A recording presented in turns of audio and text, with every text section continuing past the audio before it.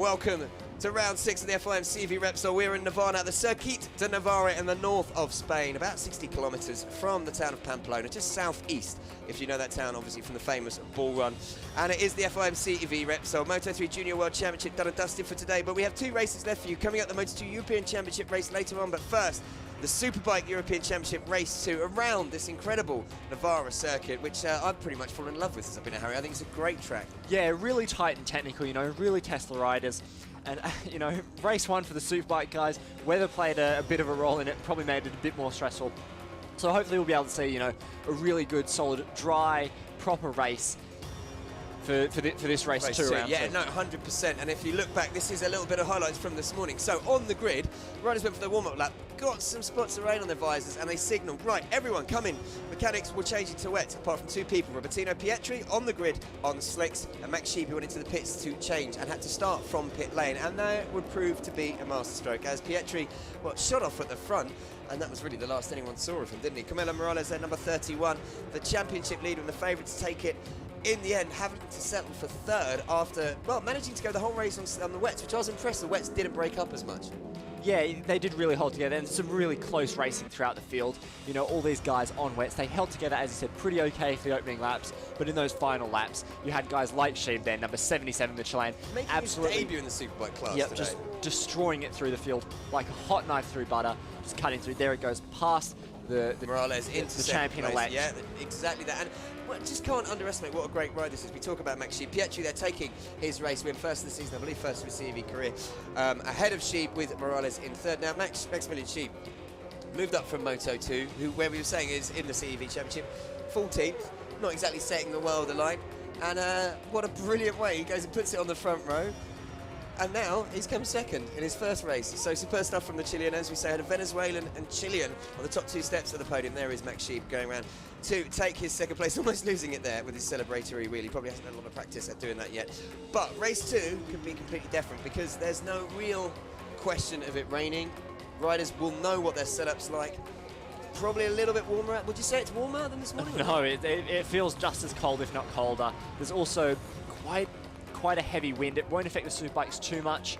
You know, Superbikes are obviously quite physically big bikes, so they won't get buffeted around too much by the wind. But the wind is just that extra cooling effect on the tyre. And, you know, if you chip into a left-hander after a series of right-hander with a cold tyre, then it's down. Yeah, it's good night Vienna, isn't it? And it's very easy to lose the front. So right as we said, they left pit lane, coming around to make their way onto the grid. And if you're panicking, you see the riders, the teams pushing the bikes. That's one of the rules in the CV. They have to turn off the engine when they're forming on the grid and be pushed by mechanics. There's no mechanical faults there. They almost caught us out in the first round. Or caught me out anyway. So we're going to run through the grid for you very shortly. Now, just to recap, these guys have 2 practice sessions on a Friday, 2 qualifying sessions on a Saturday. And the best time from either of those sessions decides the grid for both races. So none of the race 1 results affect grid positions. So we're sticking with that man on pole. Champion-elect, some would say. Morales versus Morales. You coined the phrase for the championship earlier, Harry. It's going to be hard to beat in the dry, but the wet conditions definitely played with his mind earlier, didn't they? Yeah, I am really interested to see how Morales v Pietri v Sheeb will go this race, in the dry, on the same tyres. Exactly, yeah. All of them starting at the same time, on the same tyres. I reckon that those 3 could have a pretty good dust-up. You know, Pietri will be riding high confidence-wise, and Sheeb's clearly pretty quick. I reckon Sheeb's a pretty talented rider, and, you know, maybe that race was a fluke, but to me it seemed like there was definitely some talent there. As we've said before, he's only 20 years old. To be riding a Superbike like that at only 20 years old is very impressive. So there is Morales. Let's just recap this season then. 4 wins, 6 podiums, 7 pole positions. You'd pretty much say that's not a bad season, would you? Yeah, and when he finished 4th, that was coming back from a crash, which is pretty impressive. Obviously at Albacete, it was wet and drying, so lots of riders were quite worried about what the conditions would do. They'd opted for slicks then, and Morales unfortunately fell. He didn't really know why he'd fell, but then in race 2 he came back to win, so clearly proving that was just a small one-off mistake. Yeah, and as you say, only finishing off the podium once. It's impressive. I think 7 poles, that's pretty much pole at every round, is it not? That he's been on pole position. But he's not. And here we have Sheeb, probably our rider of race 1, you know, risking it all and starting from pit lane and then charging through the field. Obviously, this is his debut round on the Superbike. As we keep saying, he had some rides in Moto2, didn't really set the world alight, but now he's really definitely one to watch. And, you know, if I were a Superbike manager, maybe, you know, you look at him and say he's Chilean, you know, they get some more interest in. Well, as you said as well, it's not just a Superbike he's quick on. He's a Chilean, from far as I'm aware, the Supermotard, and he's also ridden Enduro, and I believe he was a champion out there for that as well. Now, we don't know the strength of the Chilean domestic racing series, but to be able to go from different types of bikes like that is pretty impressive, you know? Yep, here's Adrian Benastra. He had a really disappointing ride, to be honest, in race 1. Finished down in 12th. Sure, he was on the wet tyres, but so was, you know, most of the rest of the field. And he's dropped down behind Pietri in the championships now. Benastra now into 4th. Yeah, which is really disappointing. As we said, Benastra was one of those guys who could still maybe delay Morales' championship with Silva missing this weekend. But now it's pretty much all down to the next round, where if Silva can make it back, which is still an unknown, as to whether Morales can take the championship or not. Well, it's interesting with Benastra because obviously he watched his teammate, the new teammate we should say, swap onto slicks on the grid, have to start from pit lane. He decided to not do that, whether that was a team saying, well, we'll have one on slicks and one on wets. But he's starting from 3rd with his teammate, new teammate Max Sheep, and 2nd. That would put your nose a little bit out of joint, wouldn't it? Guy moving up from Moto 2, beating you, out-qualifying you. As we say, the first rule of motorcycle racing is beat your teammate of any motorsport, really. And here is the real man of the moment, Robertino Pietri, who risked it all in race 1. It started on the slick tyres. On slicks, Bradley Smith-esque, do you know what I mean? Yep, proved to be a masterstroke. It seemed like Pietri himself was a little unsure as to why he'd chosen to start on slicks, but it all paid off for him. And he managed to take his first win. Park Fermo, and he said, I'm not sure, I just heard this voice. And at the last minute, it just went, slicks! Probably not in that kind of operatic voice, singing way. But he did, and he stuck with it. So brilliant masterstroke from Pietri. And he starts from the head of the 2nd row. Yep, and here we have Poyatas, the replacement for Ivan Silva on that Targo Bank BMW. Poyatas had a pretty solid debut in 7th. You know, all things considering, he was fighting for 3rd at the start of the race. So not too bad, and I'd certainly consider him for a top 5 finish this race. Yeah, and as you say, potentially young rider, you know, got a lot of talent. I think all the riders on this grid have talent, there's no denying that, but once was out for him. Now, we love a bit of Pierre Texier, purely because you say, you know, family team, it's Tex Racing is the name of the team. Had a big moment, a big crash, wasn't it, on the first lap, managed to actually kind of get back on the bike and finish it, but hopefully he's not too sore. Yep, and that was after changing his own tyres on the grid. Now that's what we like, him and his mum. I think his mum and dad were there helping him change his tyres, so brilliant stuff from Pierre Texier. And his dad actually did drop me an email the other day to say, we have to go and talk to them and have a catch-up at some point, because it is a family team, and we love to see that. And as you mentioned, I think is he leading privateer, or he's up there, isn't well, he? he certainly had really solid results. You know, you saw from that graphic there, 6th a fair few times, and that's really impressive on these privateer bikes, which, you know, most of them are 1 or 2 steps down from the proper superbikes of your Morales and your Pietri. And Pierre Texier, before the first round, was leading the Privateer Championship by 2 points. I'm guessing he's now given that up to Iki Cooper-Rynan, but he is one of the front runners in the Privateers Championship. So, yeah, do you know what? I'm really excited about this race, because as you said, it was incredibly dramatic race 1, but because everyone was on different tyres, it was different conditions, it wasn't really a fair fight. It was more a case of keeping track of who was doing what. Now I think we're going to really see these guys go at each other. And that is Axel Maurin. On the team CMS Kawasaki. He's another front runner in that Privateer Championship. He's put in some really impressive rides, as you can see there. A 5th and 6th. Had a bit of a bad time in Albacete and a bit of a bad time in race 1 here. Yeah, called out again by those wet tyres, like most people were, though. Yeah, so, you know, fair enough to him. And he's definitely one to watch. I reckon that this fight between him, Texier, and Cooper-Rynan, who we see just behind there, it'll be a tight one. I love the livery on Cooper-Rynan's bike, it's got to be said. It's kind of menacing. They're just black and white with the number 5, and here he is, as we say. Yep, the Finnish rider, very interesting nationality. You know, as we keep saying, CEV is a very world championship. You know, not only do you have European nationalities, but you also have Venezuelans and Chileans and Argentinians and everything, Canadians. We've got a lot. And yeah, we've got 3 Finnish riders, haven't we, on the grid? I think, is it Superbike? So I know we did in Moto 2. So exactly. And there he is again, opting for the clear visor, as we say. He looks cold again. Every time on the grid, you're right. Every time he looks cold. Maybe that's his ritual. Maybe, but yeah, conditions still very overcast here. The sun's trying to come out, but the clouds are still quite dark. And here is Salazar. Now, Salazar replacing the Marcos Salazar, the injured Kenny Noyes, who was obviously leading the championship before he got injured at Aragon. If you want updates on Kenny's condition, we understand that it's going really well, so you can follow Dennis Noyes' father on Twitter, can't you? It's at Dennis Noyes, which is Noyes. Yeah, be sure to follow him for regular updates on Kenny. And you know, as we keep saying, all of our thoughts and all the thoughts of the CV paddock are with Kenny as he continues to recover from that nasty crash. But Solasa there, as you can see, Albacete 8th to the 9th in Navarra, good consistency for him, which when you're brought in at the last minute of that as a replacement, it's kind of what the team you'd want to see, isn't it? He's a good base level, he can start to move on, and he looks actually pretty impressive in race 1, but again, caught out by the wet tyres. So as you can see, people wrapped up, there are hoodies, and there are kind of woolly hats and baseball caps, and there are lots of waterproof clothing, but so far, no rain, and dare I say it, there's some grey clouds overhead, but after that we might even get some sunshine, but I don't want to talk too much because you never know. And here he is, Mashal Al-Naimi, the man from Qatar, the QMF racing team. Brilliant result last time out in Albacete. Yeah, really strong result from him. Top privateer both times on the Superbike podium in the first race there. Had a bit of a bad race. He was one of those riders who came in and swapped for slick tyres, which the riders who did that, other than Sheeb, who did it right before the race started, they didn't really benefit too much. Yeah, they did it too late, didn't they, to really benefit from it. I think because of the fact that the guys on wets were only about 10 seconds slower, if that, a lap maybe 4 or 5 seconds slower, the time to recover from the pit lane would happen. But here's Eric Morillas. He was the man that gave us the signal that it was raining at the start of race 1. Very charismatic young man, isn't he? Look, there he is. Eric, number 8. Thanks. Thanks, Eric. You know. Yep, good to double check that. Glad he has confirmed that for us. Also, nice view there of the new Yamaha R1. Obviously, that bike is at the hands of Morales, is dominating this championship and is, dominating most other championship that's been entered in. Well, Josh Brooks yesterday in qualifying, British Superbikes Silverstone went out and did, 2 seconds under the fastest lap ever on that bike. Incredible machine. Nico Macklin, another Finnish rider. He will be starting from the back of the 4th row in 12th position. Yep, and he got lapped by teammate Pietri in that first race after having an absolutely massive moment, having opted to stay on the wet tyres. So I think this is really building up to be something a little bit exciting, as you say. These guys, completely different conditions to race 1. Even though a lot of them were on wets, and those who did change into slicks, it was wet out there on the ground. It's not now. Yep, and here we go, run over the starting grid. Carmelo Morales lines up ahead of Sheeb, with Benastra in 3rd. All those top times really close. Pietri in 4th, watch for him again. Poyatas in 5th. Texia, strong result in 6th, ahead of Marin, Kuparainen, and Solaza.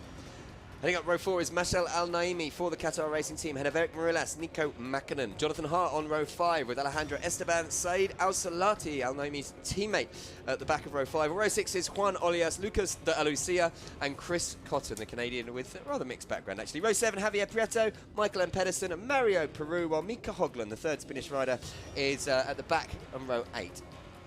Yep, so nice mix of nationalities, as we keep saying, nice mix of bikes too as well, some BMWs, some Kawasaki's, some Yamahas, and all that goodness. Here they go, leaving on their siding lap. Obviously, it was a little bit different from last time, isn't it? They're not some quite big wheelies from Benastra there. Hopefully, he's getting those out of the way so he makes a better start. But yeah, this is when in race 1 we found out that there were still some drops of rain falling, and all the riders stuck up their hands and called for the race start to be delayed. And obviously, Benastra running on wide there straight away as well, which is interesting. Just went straight on through the 3rd corner or 2nd corner. Rejoining now. That's not Benastra, that's actually Max Sheeb, so I hope he's not got a problem with his bike. We've just been bigging him up, and there is the Aprilia on the grid that we talked about earlier. You can see there, going through. Yep, Michael Pedersen on that Aprilia there, the only Aprilia on the grid. But as we keep saying, a nice mix of bikes. And here it is, the last 2 riders on that warm-up lap.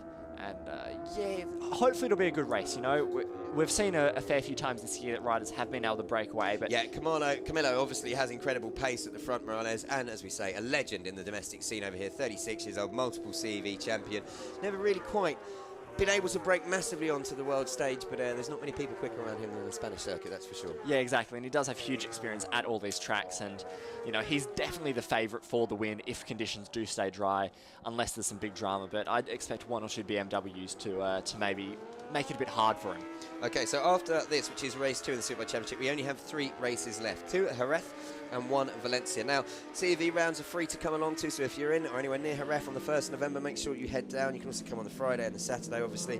And then the last round of the season, 15th of November at Valencia, where, well, the title might be decided way before then, let's be honest. Morales' lead in the championship standings is pretty huge. Yeah, he does have a really comfortable lead, and coming into this weekend before race 1, he did have a mathematical chance of taking the title if he was able to win both races. Especially, as we mentioned, Ivan Silva, his main rival, broken his leg, will be out. We don't know if he'll be back in time for Jerez. It's a month's time. He was here in a wheelchair with a plaster on, so You never know with these bikers, they're made a tough start. But the riders are lining up on the grid. Let's have a little rundown then of the front couple of rows. It is Morales with Max Scheib and Adrian Banestra on row 1. Robertino Pietri, race 1 winner, ahead of Miguel Poyates and Pierre Texier, row 2. Axel Maurer and Ike Kuprainen and Marcus Salasa make up row 3. When the man with the red flag walks out of your picture, you will get red lights come up the corner. They're still on between 1 and 3 seconds. And then European Superbike Championship race 2 will be underway here at the Circuit de Navarra. Carmelo Morales, look at the focus on the Spaniard, number 31, starting from pole position once more this year. Then the 2 Targo Bank BMWs behind him, complete the front row. Morales away brilliantly. A bad start from Scheib, but Banestra got a good start for once, getting the wheelie out of the way on the warm-up lap. Strong start from Texier there on the left-hand side of your screen, up in the mix with the Superbike guys. And really strong start from into Pietri third. there. Can he make it into second into turn 2? Trying to fly around the outside. It really tightens up there, but no, unfortunately, it looks like Banestra's just been able to stand him up. Scheib also getting stood up there. It looks like by Salazar. Looks like Scheib's actually managed to jam it back up the inside. Is that Lucia coming through as well? Wow, that's a dramatic start. But they're all through the first set of corners safely, which is the important thing. And they start to spread out now as they go winding up the hill. Yeah, that's the other thing about this Navarra circuit is it might not look on TV, but there are some quite big elevation changes. But here we have Morales leading from Banestra with Poyatas just behind him. Pietri shuffled back to 4th. And Scheib in 5th with Salazzo 6th, Maurer in 7th, Texier 8th, Kuprainen in 9th, and Salati ahead of Alnomi in 10th and 11th, the 2 Qatar teammates. There's Scheib now looking at the rear of Pietri, thinking maybe make a move up the inside here. If Pietri gets out of the way, and he's looking at it, he's done it. Nice move from Scheib there. Is he going to he's take made 2 Poyatas places. Oh, Poyatas forced to stand up there. And then Pietri says thank you very much to both the BMWs as he just slips up the inside as they were both here comes Scheib wide. again. Oh wow, this Scheib is not afraid of sticking it up there, is he? And as you said, he parked it on the racing line. Normally, you'd expect Pietri to have the momentum coming into the next corner, but he manages, because it's so tight and twisty there, to hold on to 3rd. So Scheib up into 3rd. What were we saying about this being a dramatic race between those Yeah, four? Scheib certainly has the aggression to win this race. Whether he has the pace and the consistency is another question. You know, a small gap having opened up now, but is not too heavy, and with the Banestra all over the back Did there. he get past? Maybe he got past actually. Morales. Morales is fighting back there. And it's Texier as well. And is that with Anuncia? No, that's with Salzara and Texier just battling there. And it looks like Scheib maybe made a mistake at that last corner as he's now dropped back massively, behind actually. Poyatas and Pietri. Yeah, in fact, he lost a lot of time there, Scheib. But already, he's come past Poyatas by the looks of it. He really doesn't hang about, does he, Scheib? He, wow. That is an aggressive rider and definitely a talent to watch. Yeah, and it looks like Pietri's now starting to maybe close in a bit on Banestra there, leave those other 2 BMWs behind. Poyatas had got back in front of Scheib. I think Scheib's just probably making a move up the inside there. As you say, Morales is not getting his own way. Banestra, this is what we expected in race 1, was it not, from Banestra? Knowing he's got to stick and finish 2nd, really. Well, at the start, it was in race 1 to stop Morales winning the championship, but that's kind of out the window now with Morales finishing 3rd. But yeah, not letting the Spaniard get away at all. Yeah, he's nice and tight with him. It'll be whether he can get past him. You know, it's one thing to stick with a rider, and it's a very another different task. Scheib pulling out now. He surely won't make a move up the inside here. That's way too far for him to come up the inside to get stopped. I think he did, you know. I kid you not. I think he did do that, which is incredible. He might have got it stopped. I don't know. We'll come back to that in a second, because this is Morales and Banestra at the front. Banestra's having a fair few sniffs, you know. Banestra's looking for the inside, and then only at the last second it looks like he's deciding not to go for the move. So I reckon Banestra will just wait for a straight or something for a bit of a slipstream and nice and easy. I actually think this is what he should be doing. He should try and get past almost a quick scan, because I think once Morales, he does this, doesn't he? He spends the first few laps almost just feeling his way into it, and then he starts setting times that are unbelievable. If you let him get away at the front, if you let him kind of set into his rhythm, he will maybe pull away. But here comes Banestra. He's made the move up the inside. Superb stuff. Got it stopped as well. Keeps it nice and tight, but bit of a slide there. Oh, big moment getting on the gas. Kills his drive. Look at Scheib coming up on Pietri. He's done Poyatas already in the background. He's now closing on a 3rd place Pietri. But look, Banestra manages to hold it into turn 1. Yeah, I'm surprised about that, because I thought a lot of his drive would have been killed. You know, this new Yamaha's no slouch on top speed, so BMW's not bad either. But here we go. So look, Banestra, look at that. How he didn't get taken out by Morales. That's incredible. Both riders. Well, Morales just literally coming across as he's got the right to do. But wow, that's great. And starting a decent little gap there. You know, nothing huge at the second, but that's a solid little gap for just a couple of corners already. And there we go. The team boss of the Leglise team that do run Morales is on there looking. This is incredible, actually, because you're right. It actually looks like Banestra's maybe opening up a gap. Pietri's also looking like he might close in on Morales. Yeah, maybe Morales not quite as comfortable as we thought he would be. As we said, conditions much colder than they were during qualifying. So maybe Morales not enjoying them quite as much. It looks like He made some adjustment there, wasn't he? Yeah, maybe changing the clutch lever or something about the clutch. It looked like he was tweaking there, maybe changing an engine mapping as well. But Pietri definitely closing up on Morales now. And he's bringing Sheeb with him. Now, Sheeb, as you say, obviously had a big moment, maybe getting a bit too carried away on the opening laps. He was stuffing up the inside of everyone. Obviously had a big moment coming onto the straight. But look at this. This is what we want. 5 riders at the front battling for it. Starting to get dropped off Piatos after a great start, which is kind of to be expected, to be fair. But if these 4 can stick together, wow, we should be in for a treat. If I were Morales, I'd be really worried about Sheeb, because Sheeb's a bit of a wild card, you know. Sheeb has another massive moment coming out of that corner there. He does. He's almost like a Pons, isn't he? Very aggressive. He's on the limit the whole time. But that's his riding style. It's like Marquez. It's like Sam Lowe's, like we see a lot of these guys do. And it's one thing you say about them. While they are crashing quite a bit at the moment, Marquez having his worst. Big wheelie from Sheeb onto and the. Look how he aggressively just swings across the straight. But Pietri, look at the confidence that race win's given him. Maybe he's now starting to think, you know, I deserve to be running with these guys, not just getting a podium, but battling for that race win. Yeah, and all 4 of these guys still are in contention. Sheeb taking a slightly different line to the rest of them there, having to sit up a bit later. But all 4 of them right together, you know, one mistake and it'll be 3 riders straight through on Banastra. Yeah, this is incredible actually. Look how aggressively Sheeb is riding that BMW in 4th. Well, Banastra at the front is a lot more smoother, do you know what I mean? But Pietri set the fastest lap of the race. And fastest lap by 0.4 of a second from Banastra, so Pietri clearly has a really good setting on his Yamaha here. I honestly think confidence in bike racing is such a psychological advantage, and taking that race win in race 1, it looks like a different Pietri, doesn't it? It really does. I mean, he's not. It's not a case of him being up there and, you know, you're waiting for the full back. He literally is thinking, right, I'm on for this. We can win this. Yeah, and we see that with so many riders in all types of racing and all Here classes. Sheeb comes up the inside. outside leg to dangle. What does that make sense? It's kicking the guy away. I think that was a bit of a signal to Pietri there, but Pietri tries to respond, but no. Great riding here from the Chilean I've never Sheeb. seen someone dangle the outside leg before going into a corner. That's unbelievable. That's really good ride from Sheeb. And if I was Morales, I'd be really worried about this Chilean kid who's about to come up the inside of me. Morales right now with his championship pretty much not sewn up, but, you know, he's got a big advantage. The last thing he needs is a DNF. Do you know what I mean? Or to not score points. So, yeah, that's the thing. You know, 1 DNF and, you know, things aren't looking so bad for Silva. Maybe he has a bit of an unfortunate crash and, you know. Pietri's not out of this either. He's not happy with the fact that Sheeb went past him like that, so he's properly getting onto the back of it.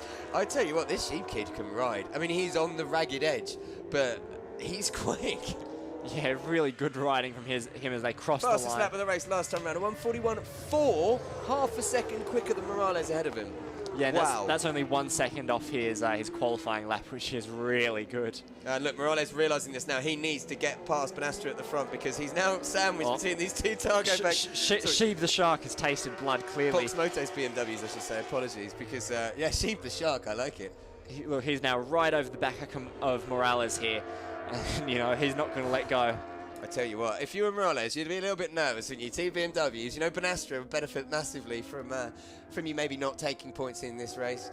And I'm just impressed by Sheeb. What a way to announce yourself to the CV Superbike class. Obviously, finding the Superbike much more to his liking. Well, as a Chilean Superbike champion, you'd expect that compared to the Moto 2. And he's got the drive there. He's not going to make a move. No, too far from Morales to make a move here, surely. Nah. I've said that many times and he's done it, but no, he didn't. He seems to be able to produce everything out of nothing, more or less, but he seems to be going okay on this BMW so far. You know, obviously, him and Banastra, both teammates, both their bikes seem to be quite squirrely compared to either of the Yamahas. We know that Pietri's a guy who does like the bike a bit loose. And just to let you know as well, Piatos put in some decent times, 1:41.8 last time around. He's not dropping off the back of this group as much as we thought. Just ahead, behind these guys, these front 5, Piatek leading up the group, battling for 6th ahead of Salasa, Mauer, Naimi and Salati. So the 2 Qatar teammates in 9th and 10th doing really well. Cooper Ryan in 11th and Macklin in 12th. Yeah, a bit disappointing from Cooper Ryan, to be honest. Yeah. You know, he was right up there and he's been up there throughout much of the championship. But good to see TX after the unfortunate crash and then restarting to see him have a good result. Now, Banastra pulls over to make kind of like negate any effect of the slipstream. And we want to see it on the straight. Let's watch the riders. There we go. Banastra then, Morales and Sheeb. Pietri even dropping off because these guys are setting one hell of a pace. Wow. Yeah, all of those top 3, 1:44.6 for Banastra, but Morales and Sheeb both 1:44.4s. But then Pietri only a 1:42. Yeah. So Pietri dropping off the pace a bit there, about a second. And it looks like Pietri might have Poyatos to contend with, as Poyatos also drops into the 1:41. Poyatos is impressing me, to be honest with you. Do you know what I mean? He's putting in a great ride here, number 24. He's impressed because obviously he's only come in for this round as a replacement for Ivan Silva on that Targo bag BMW, and he's doing brilliantly. Yeah, really good ride from these front three. It doesn't look like Morales is even really looking for a way past Banastra, you know? Like, he's quite close, but it doesn't really look like he's looking for the inside. Here is Sheeb going to try something here. Looks like he's on the power a bit, but no. Morales looks really strong onto the brakes. Oh, but Morales is a little bit wide. So stable. No, and now, yeah, as we said, Poyat is right with Pietri now, as those three at the front fight for the podium just ahead. So this is interesting. Pietri, obviously, as we saw that confidence, we saw that pace he had earlier. Now just maybe thinking, well, you know, it wouldn't be bad at race winning a 4th place, but he's coming under the attentions of Piatos. But I'm impressed by the Sheep, Max Sheep. I really think these three at the front, I don't think anyone's going to be breaking away from these, if you know what I mean. These BMWs seem to have that R1M, you know, matched, which is interesting. And look at the different lines they take. Yeah, and as you were saying at the start of the race, that much this season... Sheep's making a move up the inside of Morales. Oh! No, looks but can't quite do it. Maybe he'll try and line something up onto the straight. Ooh, bit of a slide, moment, though. Yeah, proper leaving black lines there, Sheep, as he comes out getting on the gas, leaving rub on that track. I don't think he's got the squirt on the straight to get past Morales, is he, on that Yamaha? No, it looks like both that BMW and that Yamaha are pretty evenly matched. That's the Box Moto's garage there, obviously watching their riders in first and Morales third. is closed up on Banastra here, but Sheeb is... Oh, wow. He's getting sandwiched between those two BMWs, Throw a isn't he? tissue over these three riders at the front here. I was literally 3/10, I think, covering them all. It's unbelievable. And I'm just waiting for Sheep to make a move. And as you say, you know, it's going to be interesting because, yeah, Morales can hear that bike all over him. He can see that wheel coming into view every now and again in corners. He knows he's there, and he knows he needs to get past Banastra. But he also knows the last thing he can afford is a DNF or to not score points. So all these things going through your mind at the same time you're having to move your body around on the bike, think of braking markers, turning points, exit points. It's unbelievable. Yeah, really, really great race for these three at the front, you know. Oh, Morales leaving it late and hard on those brakes there. Pietri as well. Pietri Poyat is just behind. All the bikes starting to look a bit loose. It seems like in the European Championship for Superbike, especially more than any other Superbike Championship, they really like the bikes a bit loose here. You're completely right. I don't think we see another domestic championship I'm aware of where you have the Superbikes where they are moving around this much on the bike, because it's reminiscent of Moto 2, isn't it? They're not quite at Edgar Pont standards yet. When they get to that, but look at that Pietri as well. And Poyat sliding sideways into that corner to try and get it stopped as well. So this is the battle at the front. It is Banastra, Morales, and it's every time I think he's lining them up. Look inside, but not quite. Can he do coming anything? into the straight again? Rear both wheel, struggling. slide, really slide, struggling catch, to get the power catch. down. Both of them there. This is so fascinating. And look, he's in the slipstream of that R1M of Morales, but there's he's not no able way to he's going beat him. Get him through turn 1. No way. Morales is so strong through there. But turn 3, 4, that's where he seems to look pretty strong himself, Sheep. Look, just takes a slightly wider line, gets it turned quicker. And the problem with that turn 2, turn 3 section that we just saw there is Morales can park at mid-corner, and then, as we keep saying, Sheep has to sit the bike up to avoid hitting him. Yeah, because there's no way around. And we have a faller. That is very unfortunate for Eric Morias. He was reminding us... The man on the grid who's been giving us all the signals. Great, very charismatic young rider. But unfortunately, he looks like he's gone down there, isn't he? So yeah, race over for him. It looks like very unfortunate. And, you know, he debuted in Albacete and had a pretty solid second race, able to score some points. Just to reiterate how close this is at the front, all three lapping with less than 1/100th of a second of each other. Sorry, less than 1/10 of it, I should say, than each other. So they're very, very close. And it just looks like, as you say, maybe they're thinking, well, hang on, let's not go too crazy. Let's have a few laps where we don't crash, we don't have too many moments, and then look for the last couple and see what we can do. But it looks like maybe Sheeb was dropped off a tiny, tiny bit in that last corner, but I don't know, it's still very, very close. It's that kind of thing. Maybe Sheeb is still hanging on, probably a little bit close to his back wheel. If he makes a mistake or if he rolls off a bit early on. All three of them coming out of that corner were just all over the shop. It's interesting, isn't it? I think these cold conditions on the rubber really have an effect. As you can see, the bike's wheeling, squirming, all things that normally you'd see it a lot smoother because the electronics would try and smooth all of that out. But yeah, this is really a case of trying to get as much power down as you can. Look at the back tyre. Great example of Pedestrian. So the back tyre is going, so he's got no grip, then suddenly it grips and it wheelies because there's so much power. And he's lost some time there, actually, coming out of there down the straight. As they complete then lap 8 of 18, it is Pedestrian from Morales to Sheeb. Sheeb about 0.4 of a second off Morales now, so it looks like he's lost 1 or 2 bike lengths, whereas Morales is maybe starting to close on Banastra now after some pretty tough laps. As you can see there, Morales setting the fastest lap of the race, 1:41.29, which was within a second of his qualifying time. That's pretty impressive. Just to update you, Mashal Al-Naimi, the Qatar racing team, up into 8th now, the rider there, with Axel Marin in 9th. This is behind the battle. We got Pietri, Piatos, Texia, Solosa, and then Al Naimi. So those guys only 10, 12 seconds off the leaders. So very close, much closer obviously in Superbike Race 1 than it was with the mixed tyres and conditions in Race 1. Now, as you said, I think these three have just settled into a bit of a rhythm. Maybe they've scared each other enough, you know, with the moments to say, look, let's not go crazy until it comes to the kind of the business end of this race. Let's just see if we can keep this gap so that no one else can get involved. Yeah, it seems like Morales is really strong through the first sector of this track, but then Sheeb seems to have something in a couple of corners in the second sector, whereas Benastra just seems to be quite consistent throughout all three sectors and able to just hold up the two behind him. It's interesting, isn't it? Because you say no one seems to have the outright pace on everyone else. I think Sheeb will be the one willing to take the risk more than anyone else because he's got nothing to lose. It's only his second race in the championship having come in. You know, he's not bothered about really if he chucks it down the road. Obviously, his team won't be too happy and he probably wouldn't want to do the damage to the bike. But he's the danger man in that three, where Benastra needs to stay upright if he wants to stop Morales winning the championship. Morales needs to stay upright if he wants to win the championship. It's interesting.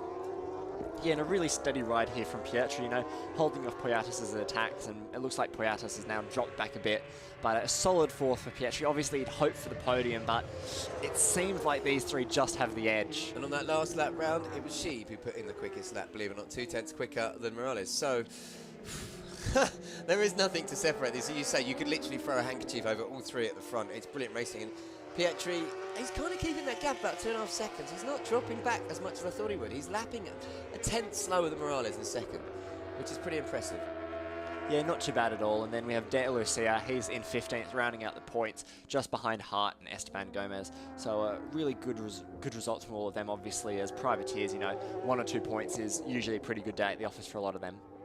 So, this is where we're at then, as they're on lap 10 of 18. It is Benastre wheeling there down the back straight. Morales behind him. Pietri, a big look behind him in fourth. But yeah, the good news is Piatis has dropped off. Now Sheeb here, just a couple of tenths. Oh, man, Morales through as Benastre runs wide and Morales makes it stick. Maybe there's some problems for Benastre, you know, maybe that wheelie was signifying something and it looked like he ran wide there, but he keeps it tight here. He has had a couple of moments, I'm not going to lie, I noticed some things, didn't say it, but it looks like he's been having a few moments. Nothing major, but just the bike scrolling away from him, as you say, big wheelies, which it shouldn't be happening. The electronics really should be trying to sort that out.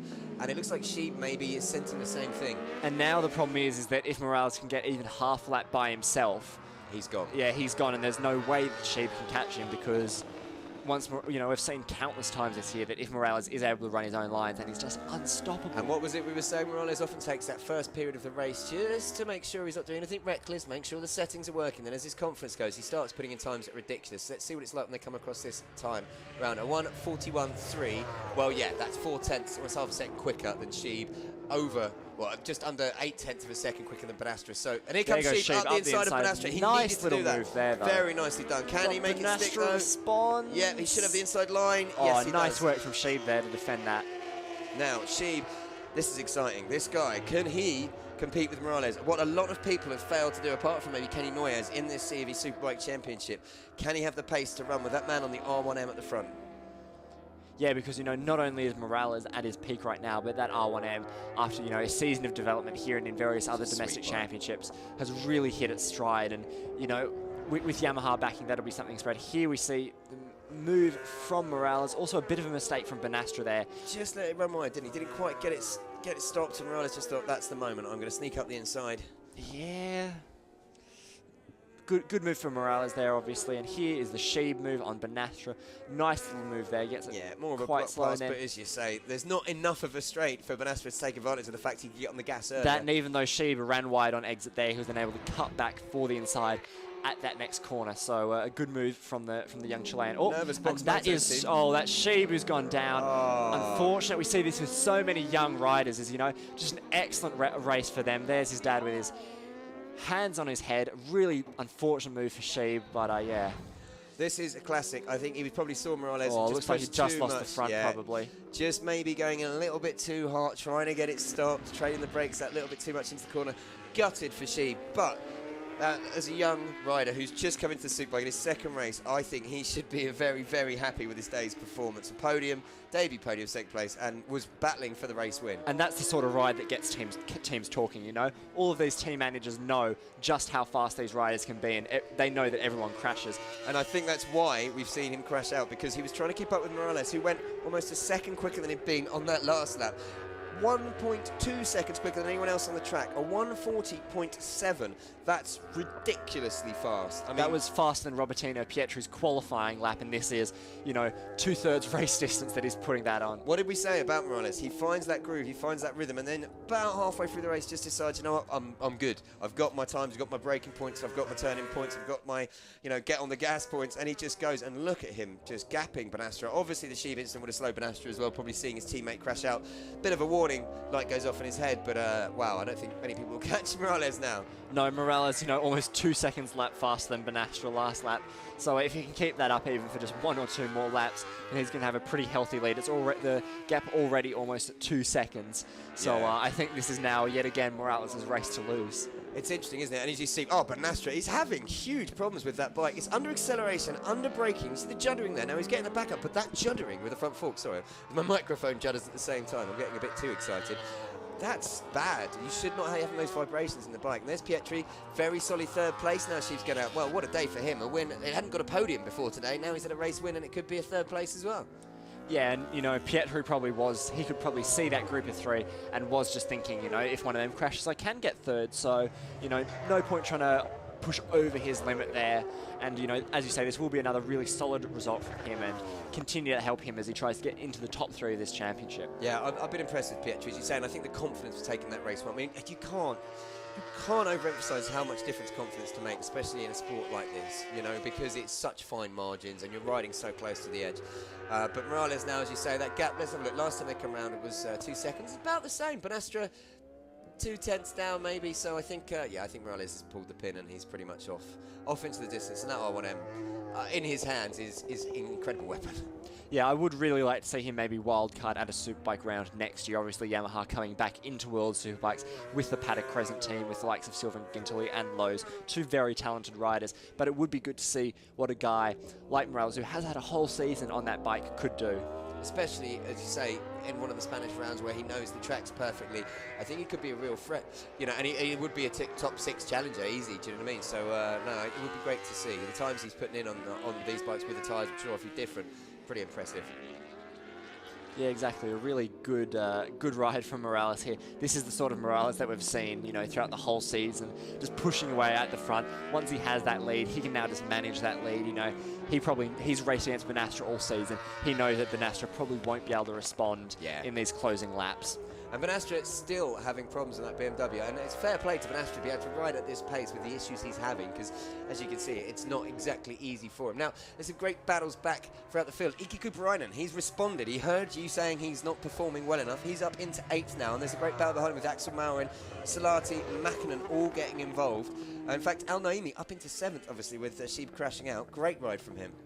Yeah, really good ride, and, you know, just behind Solaza, who's, you know, a factory rider, so good for Naimi, but it's Poyatas who leads the privateers in 4th, and then Tiexiers just behind, but unfortunately he's about 6 seconds back, so it doesn't look like Pierre Texier will be able to challenge for the privateer. But it is brilliant. Pierre Texier, you say that, running 17 seconds off the pace of Carmelo Morales, and the difference between the full factory, you know, Leclerc's Yamaha team and the Tex Racing team, as you say, which was Pierre getting off the bike and having to change his own tyres on the grid.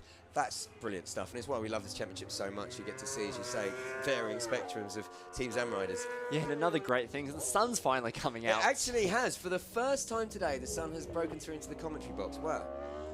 There's some big ominous grey clouds around, but you know what? We got sunshine, which is good. And Pietri's, look at him getting the back out there, almost having a big moment. But he's got a nice advantage over Piatos now of 5 seconds. So Pietri looking like he's nailed on for his second podium of the day. Yeah, it looks like all of these top 3 are pretty comfortable. You know, the biggest battle right now looks to be between 6th and 7th with Salazar and Al Naimi. Yeah.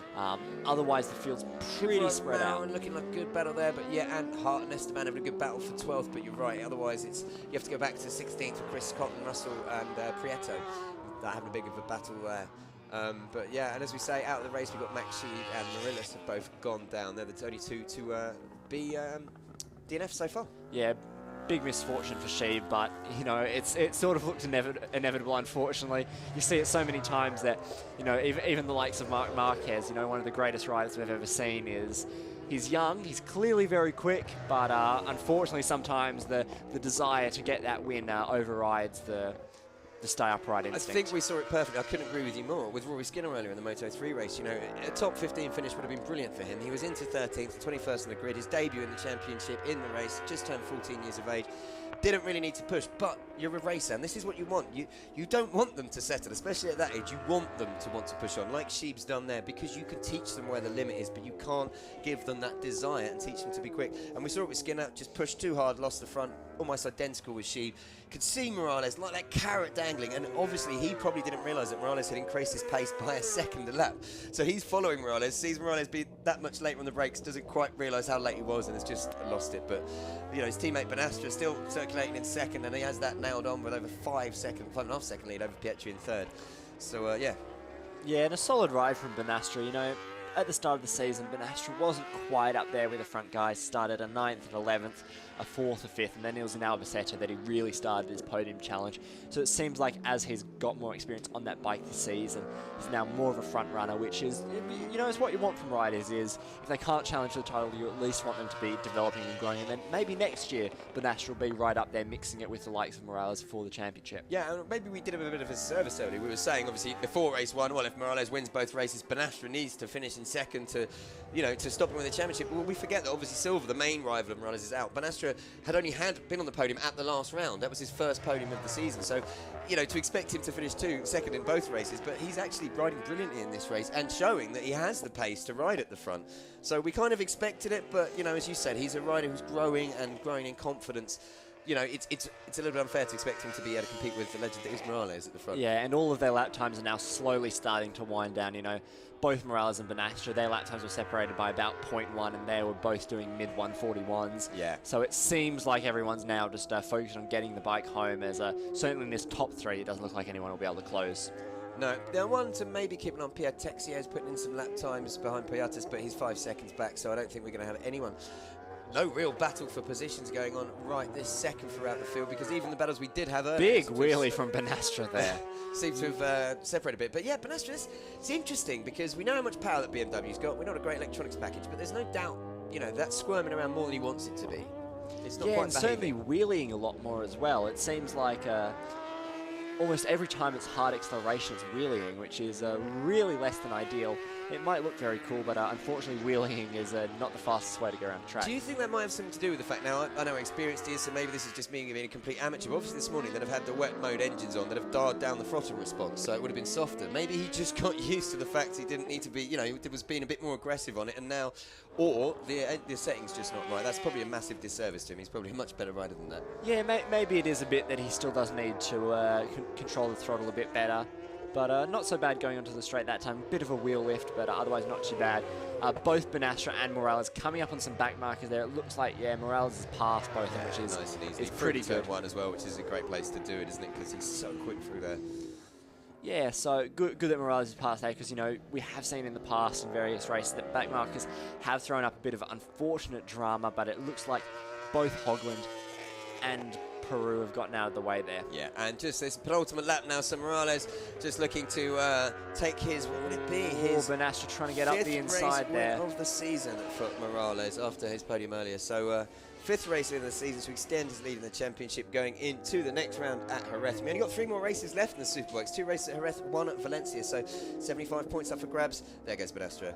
Beautiful. Nice and easily through there. Nice. Ooh, and then actually had to pick the bike up on his knee there, so maybe he was too easy. And look again, look at those wheelies. Now, while they look flash, you really don't want that because, you know, getting that power down obviously slows you down if the front wheel lifts. Yeah, and there at the back of our shot as the camera zooms in, that's Pietri in 3rd position. A solid result for him, you know, overall a really good weekend. A first and a third. Sorry, on the pianos there on the curves. Brave, a fuller on the brakes on the curve. That is said, and you're right, sorry to interrupt there, Harry. Brilliant weekend for him. Best of his career by a long way. His first victory, his first podium, and he's done 2 of them. Yeah, and he's a guy he's a bit of a journeyman race. You know, he's had some Moto2 rides, ridden in the AMA series in America, and now he's come and sort of settled in Spain and finding some pretty good success. And again, on that R1, I believe that he's not on the R1M, but we're just seeing this bike now. Often when a new bike comes in, it can take 2 or 3 seasons to be developed. But as I say, I know some racers that immediately got their hands on it and just said, wow, this is just one of the best natural chassis ever. And it's proving that way. We talk about the championships as dominating. Look at it here now, first and third, I should say, sorry. Yep, and now here we go, onto the last lap. Here we go with Benastra in second, pretty comfortable second for him. By now, Morales has extended his lead to 3.5 seconds. You know, no one's going to catch him unless Morales makes a mistake, and with all of Morales' experience, I don't think he'll be making a mistake on the last lap. So it's just up to Benastra if he can keep that BMW upright, because it does seem to be pretty twitchy. But again, great result, as we would say, for Pietri, and also for Poyatas in fourth. Yeah, really good result from him. As you say, brought in to replace Ivan Silva, you know, his first ride in the class this year. So a really good result. Not bad for him, is it? I mean, if you come in and make your debut for the team and you get a fourth, you'd be very, very happy. So brilliant stuff. But Morales, as you say, coming down the back straight, I mean, yeah, you can see Benastra in the background wheeling, funnily enough, again. He seems to do that quite a lot with that BMW. But Morales just now easing off, looking back and just thinking, yep, let's take this home and make it my 5th win of the season for the Spaniard. Yeah, you know, pretty dominant year. As we've said, he's only been off the podium once, and that was when he crashed and remounted.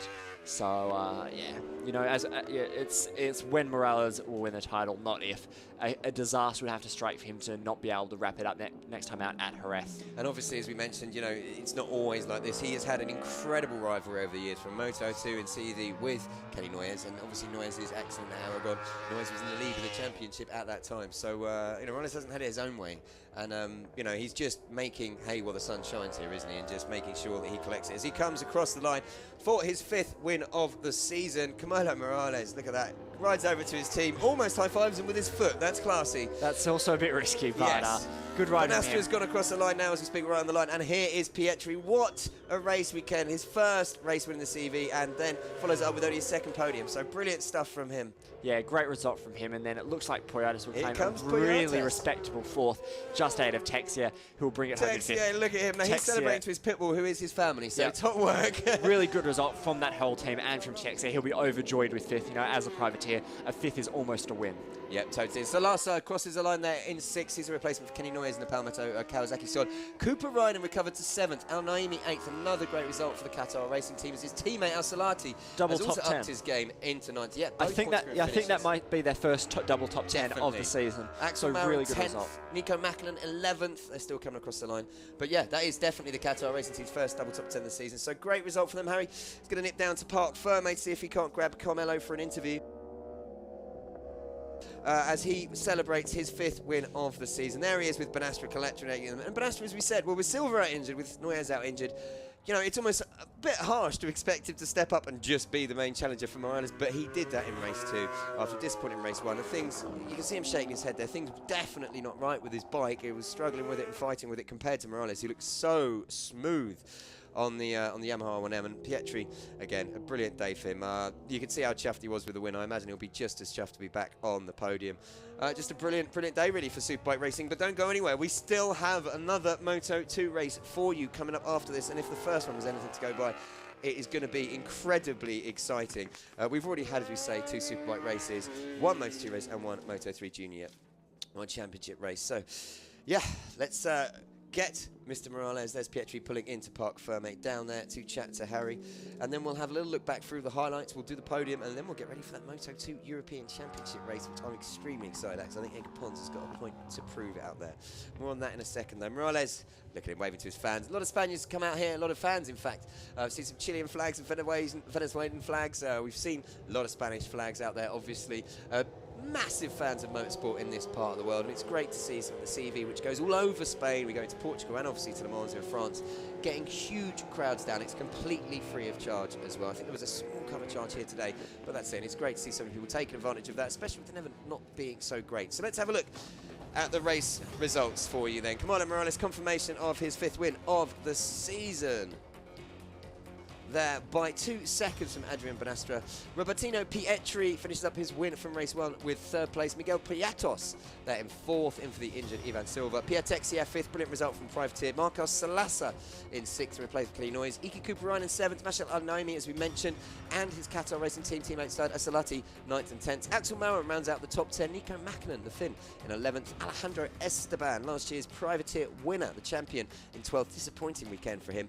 Lucas de Lucia, the other Palmetto Kawasaki in 13th, Juan Olias 14th, and Chris Cotton scoring the last championship point. You've got Prieto, Pedersen and Peru, and then Hogland completing the rest of the riders that finished. Jonathan Hart, Max Sheeb, unfortunately crashing out from second off losing the front, and Eric Morelos are the guys who get DNFs. So we'll find out what that means for the championship in just a bit. But yeah, we should have Harry down in Parc Fermé very shortly with Carmelo, and we're going to grab him for a chat and find out exactly how it feels to return to the top step of the podium for the Spaniard. There it is, number 1. That's what he's used to. That's what he likes. And his championship lead, well, it's going to be pretty much unassailable as he pulls in there. You can see, happy. He's used to this, 36 years of age, now multiple CEV champion. He's won pretty much, I think, almost every championship that CEV's had. Moto2, Stock Extreme, Superbikes. He just missed out on the title last year to Kenny Noyes after breaking a horrific break, actually, of his leg in both bones, and to miss 3 rounds of the season. So there he is, happy, just feeding back to his team. No extravagant celebrations, as I say, a bit more used to it than the guys I think who we had in race 1 winning. A bit more relaxed and calm.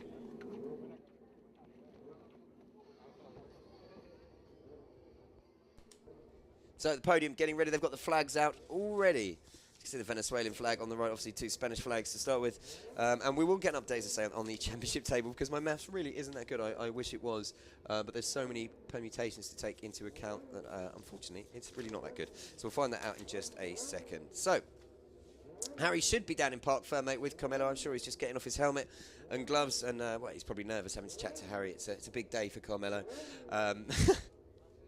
After taking, as I mentioned, his 5th win of the season and pretty much wrapping up this championship. Surely it's a case of if, not when, he will lift this CEV European Superbike Championship title. 36-year-old Spaniard. As we mentioned earlier, I was chatting to Harry, you know, he really is a legend around here. The only way I can describe it to fans back in the UK or around the world is major domestic champions that have never really... It's not that they've not gone on, they've had the chance at the World Championships, they're good riders, but never like made the mark as you feel they should do, like a Shaky Byrne, for instance, in the UK. But, you know, at their domestic series, they are almost untouchable. So Morales there, brilliant stuff. And as we say, unfortunately, with the injury noise, here's Harry. But eventually you're able to break away. Bueno, la verdad que una carrera bastante buena para nosotros, dado que la primera no hemos podido elegir la opción adecuada de neumáticos, ¿no? Y bueno, la verdad que la carrera en sí ha sido difícil porque la pista estaba algo más fría y el feeling con las gomas era como más rígida la moto. He tenido algunos sustos y la verdad que Monastra iba rápido al principio, pero a la que he ido, digamos, cogiendo temperatura con los neumáticos me he sentido más cómodo, y a la que le he pasado, pues he intentado dar lo mejor de mí y bueno, en un momento la verdad que el gap que he cogido ha sido muy bueno y nada, muy contento con el equipo, con Yamaha y con Michelin. There we go, Carmelo Morales, as you can see, rather happy to be back on the top step, and thanking, I should say, Michelin Tyre Suppliers and his team there at the end. My Spanish isn't that great, so I'm sure Harry will tell us exactly what he said. But let's have a little look back at the highlights from race 2 here in the Superbike European Championship. It was Morales starting from pole ahead of the 2 BMWs of Sheeb and Banastra. And Sheeb, well, what a talent this young Chilean is. I'm impressed by him. Number 77, only his 2nd race in the class, having made the step up this weekend as a replacement for, obviously, the late Danny Rivas. And it was Morales who led into the first corner. But Banastra wouldn't waste time taking the lead himself. And then, well, Banastra had a few big moments. You think Morales would blast past, but these guys settled into a rhythm. Sheeb behind him was just on a mission. Here he is taking Pietro. Look at him sticking out the outside leg. I have never seen that in motorcycle racing. I think that's brilliant. And then at that time, Morales was sandwiched between the team BMWs. It looked rather ominously for him, or rather ominous, I should say. But then he managed to make his way past, and then he never looked back, setting crazy time. Sheeb tried to keep up with him.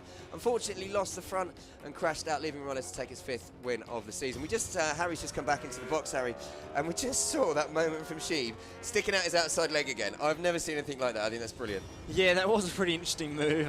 Morales there down in the interview just saying that it's quite cold on track and his feeling in the cold wasn't too great, so that's why he had those sort of slow opening laps that allowed both those BMWs to sandwich him.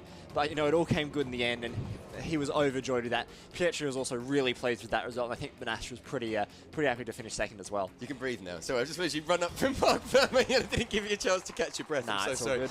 But no, as you say, I was just saying about Sheeb, how impressive he was, and we've said this about Morales, though. It's that classic thing of he's got the experience. He knows he doesn't. You can't. You know, you're not going to lose a race in the first few laps if you're, not stupid. He just goes up there. There's no need to push. If he was sitting there second, get to the point where he's comfortable. He's getting the feedback he wants, and then voila. And as you say, when he goes and he pulls a pin, he was a second a lap quicker than he had been before. I mean, his fastest time is 6/10 quicker than anyone else managed all race. Yeah. And at that time, everyone else was doing 1:42. He put in a 1:40.7. I mean, crazy. Yeah, really good result from him. And, there he is up on the top step of the podium, bringing his team member up there to stand on the top step with him. So, really, he does appreciate all the effort that all of his team members do. Yeah. Just like all these riders do. It's only one person out on track, but motorcycle racing is a team sport. And to be the best, you need the best people around It was you. interesting to say, my Spanish is obviously not quite as good as yours. When he gave the interview, I guess that's who he was thanking the team and tyre suppliers and stuff, because obviously it was hard all the times. But, it's great to see someone with all the experience, all the success he's had, at the end of the day, still realising that and thanking his team. And Piatos, obviously, just should mention, was on the grid there as on the podium there as the leading privateer. Yeah, really good result from all four. The top four from the race, all taking to the podium. And, good from Pietri, his first win and a third. So a solid weekend to leave with the same amount of points that Morales is leaving with his win. And Yeah, you know what? I think Pietri, he'd be over the moon with that. If you'd have said to him, he'll have a race win and a podium, having never scored a podium this evening before, he'd have bitten your hand off. Do you know what I mean? So, and here comes even a big check. Well, that's for Pedastri this time. Does that mean Morales getting one as well? I think Morales has had too much, to be honest. I think He's had too much for each. Yeah, I think he's even confused. Look, Pedastri's like, I'm getting this? Shouldn't this be go to Carmelo? Fair play. I love the way he tried to put it in his pocket then and then realised it's an oversized check. It doesn't fit in the pocket. But here comes the Winners' Award Gold Trophy for Carmelo Morales. We say what a legend he is in this championship, in this area of Europe, Heritage Europe. He's a true champion in so many classes, Moto2, Stock Extreme, Superbike. He's pretty much done it all, isn't he? Yeah, that's the thing. He's not just quick on 1,000. He's quick on pretty much everything he sets his mind to. And it's good to see him come up to this class and now challenge for the victory again. Obviously, last year he was fighting with Kenny Noyes for that championship, but a double broken ankle ended that. And now the Spanish national anthem.